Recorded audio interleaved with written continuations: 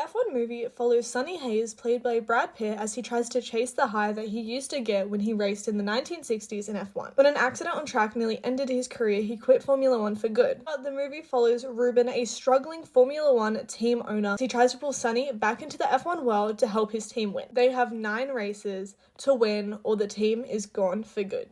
So here is my no spoiler / light spoiler review of the F1 movie. Is it realistic or anything like F1? Absolutely not. I mean, we don't really see a whole lot of behind the scenes, so I can't really tell you what it's like actually being in their garages or what it's like to own an F1 team. But as a watcher, I will say this does not happen, and the actual driving and all of that is just not really realistic. You really have to suspend your belief to enjoy it. Overall, it is a long movie, just falling short of 2 hours and 40 minutes. But I did find it enjoyable and my eyes were definitely glued to the screen. Some parts made me cringe, especially when they actually filmed at real F1 races and the F1 drivers were like not having it.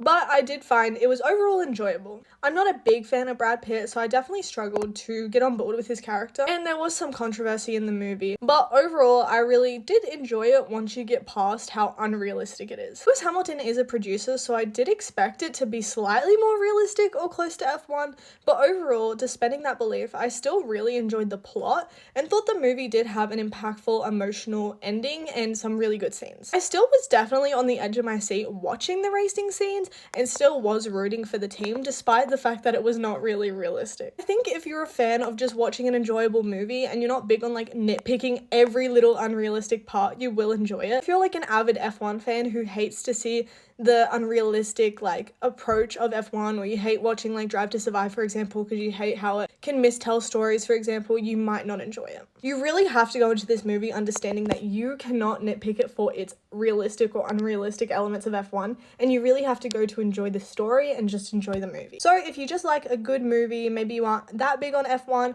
or maybe you just, I don't know, are big on F1 but willing to suspend that belief, you will enjoy it. But if you're like a big F1 fan who is really nitpicky about the like realism element, I don't think you're going to enjoy it. And to top it off, if you're not an F1 fan, I still think you can really enjoy this. They don't like dive deep heavy into like certain Formula One stuff you have to know, and everything they mention they do kind of explain throughout the movie. So even if you're not a big F1 fan, get yourself in the cinema and go have an enjoyable night.